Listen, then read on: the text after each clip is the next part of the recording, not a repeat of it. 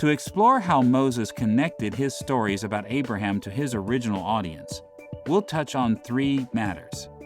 First, we'll explore what we mean when we speak of these connections. Second, we'll look at some types of connections that appear within the stories of Abraham's life.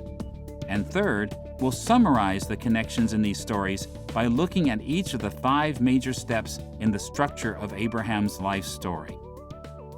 Let's begin with what we mean when we speak of connections. In many ways, when Moses composed his history of Abraham's life, he found himself in a situation that all writers of biblical narratives found themselves. He stood between 2 worlds. On the one hand, Moses had received accounts of what we will call that world, the world of Abraham. He knew about what had happened in Abraham's life some 500 to 600 years earlier, both from tradition and from extraordinary revelation from God. In this sense, Moses dealt in the first place with the ancient world of Abraham's life. But on the other hand, Moses also dealt with the world in which he lived, what we might call their world, the world of Moses and the Israelites who followed him. As the leader of God's people at that time, Moses wrote his stories about the ancient world of Abraham's life for the sake of meeting the needs of their world. As Moses mediated between that world of Abraham's life and their world, his contemporary world, he drew connections between the patriarch's life and the lives of his readers, so that they could see the relevance of the stories that he wrote.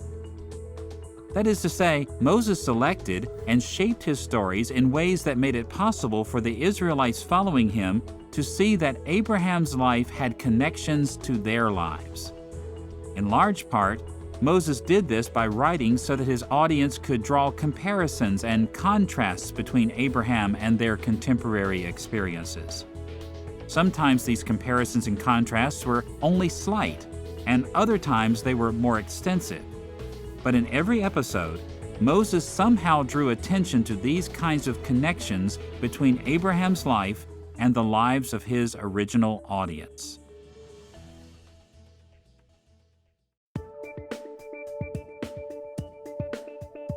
Now that we've seen the basic idea of connections and original meaning, let's turn to our second concern, the types of connections that Moses established between Abraham's life and the experiences of his original Israelite audience.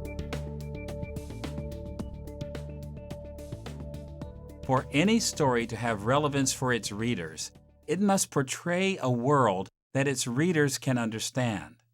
If the world of a story is completely different from the real world, if readers cannot relate to the story's characters and themes, then the story will not communicate. Or to put it in terms of this lesson, if that world of Abraham were completely different from their world of Moses and the Israelites, then the stories about Abraham would not have been meaningful or relevant to the Israelites. So Moses worked very hard to draw connections between Abraham's world and the world of the Israelites who were moving toward the Promised Land. The question before us in this lesson is how Moses made these connections clear. How did he shape his stories about Abraham so that they connected to his readers' world?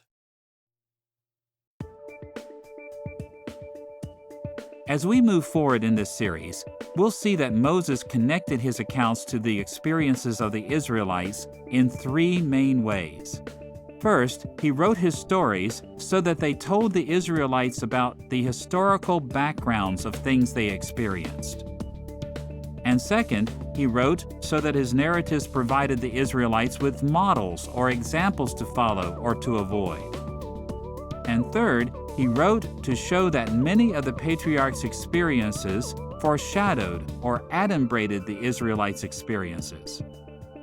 Because we'll refer to these kinds of connections many times in future lessons, we should introduce all 3 of these techniques that Moses used to show the relevance of Abraham's life for his original audience. Let's look first at how Abraham's life provided backgrounds for Israel's experience in Moses' day. In many ways, this is the easiest of all connections to identify, It's quite common for people in all walks of life to tell stories to each other for the main purpose of exploring the historical backgrounds of the things that they experience. Parents often do this with children. Teachers illustrate their teachings in this way. Pastors and even political leaders do the same. We often connect stories to our audiences by drawing attention to the ways they provide historical backgrounds.